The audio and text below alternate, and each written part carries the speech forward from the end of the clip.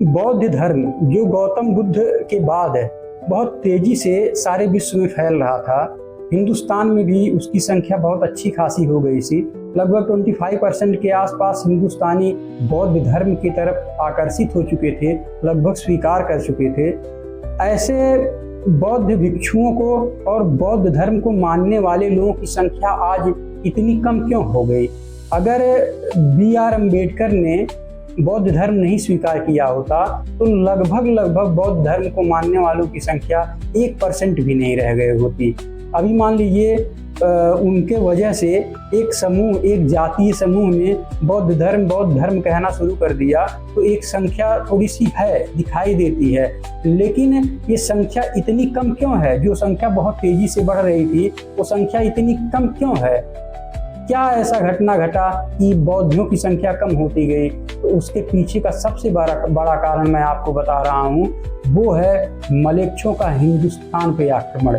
ये जो अफगानी और मुगल और इसके साथ साथ अन्य जो बाहरी तुर्क आक्रांता थे, उन्होंने हिंदुस्तान में आके जब युद्ध करना शुरू किया तो हिंदुओं के साथ तो युद्ध होता रहा, लेकिन बौद्ध हमारे जो थे वो थे अहिंसावादी और बौद्धों का कत्लेआम खूब इन लोगों ने किया। इसी परिप्रेक्ष्य में इन लोगों ने नालंदा में वो जो खिलजी था, बख्तियार खिलजी, उसने जब नालंदा विश्वविद्यालय को जलाया था उस समय उसने नालंदा में रहने वाले हजारों बौद्ध भिक्षुओं का कत्लेआम किया था। हजारों लोगों को मारा था, जितने शिक्षक थे, जितने विद्यार्थी थे, सबकी हत्या की थी।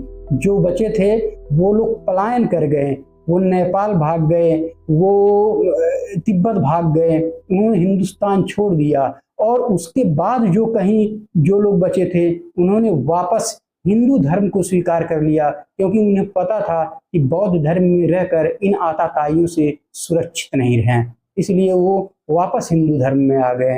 तो बौद्धों का जो विनाश हुआ उसका सबसे बड़ा कारण ये बाहरी आक्रांता तुर्क थे। इसीलिए मैं कहता हूँ कि ये जो जाति के नाम पे आपको भड़का के और उन्हीं लोगों से संबंध बनाना चाहते थे, जिसकी वजह से आपका इतना बड़ा लॉस हुआ, नुकसान हुआ, ऐसे लोगों को सावधान रहकर हमेशा अपने बारे और अपने आने वाली पीढ़ियों के बारे में सोचिए।